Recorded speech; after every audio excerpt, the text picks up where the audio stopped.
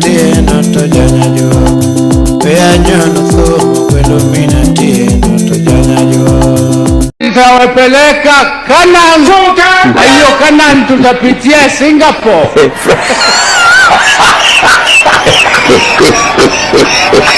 Na hii Singapore, hizi programs mnaona zinafanyika hapa ndio zilikuwa zinafanyika huko Singapore. Walianza hivi. Hii ni kuweka pesa kwa mfuko ya mwananchi.